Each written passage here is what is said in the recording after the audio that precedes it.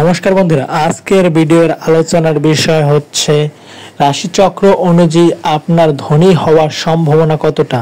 দেখে নিন এই ভিডিওতে। আপনার জন্মকুণ্ডলিতে নির্মুক্ত প্রকার যোগে আপনি ধনবান হবেন কিনা তা জানতে পারবেন। আপনার কোষ্ঠীর রাশিচক্রের গ্রহ সন্নিবেশ লক্ষ্য করুন। অনুরূপ গ্রহ সন্নিবেশ আছে কিনা তা মিলিয়ে দেখুন, আপনিও ধনশালী হতে পারেন।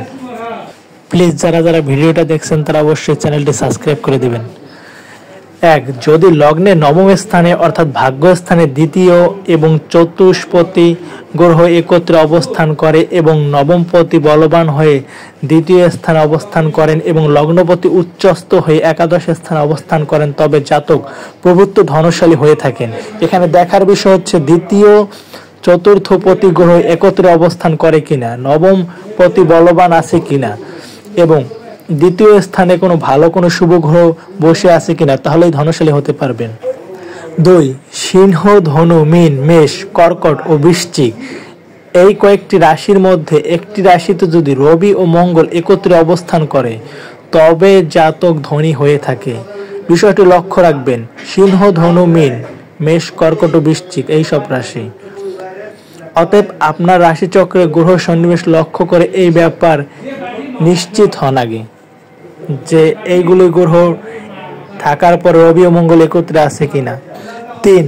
লগ্নের পঞ্চমে শুক্র যদি স্বস্থানে অবস্থান করে, মকর লগ্নে এবং মিথুন লগ্নে এরূপ অবস্থান সম্ভব এবং একাদশ স্থানে যদি শনি অবস্থান করেন তবে জাতক বহু দ্রব্য তথা ধন সম্পত্তির অধিকারী হয়ে থাকে। অতএব আপনার যদি মকর লগ্ন বা মিথুন লগ্নে জন্ম হয় তবে শুক্র ও শনির অবস্থান লক্ষ্য রাখতে হবে। শুক্র যদি পঞ্চম ঘরে এইভাবে অবস্থান করে আর শনি যদি একাদশ ঘরে অবস্থান করে তাহলে ধনী নিশ্চিত হবেন। 4. লগ্নের পঞ্চম স্থানে বুধ স্বক্ষেত্রীয় হয়ে অবস্থান করলে কুম্ভ ও বৃষ লগ্নে এরূপ অবস্থান সম্ভব হয়ে থাকে। লগ্নের পঞ্চম স্থানে বুধ অবস্থান করে এবং একাদশ স্থানে চন্দ্র ও মঙ্গল একত্রে অবস্থান করলে জাতক ধনী বা বহুদ্রব্যের অধিকারী হয়ে থাকে।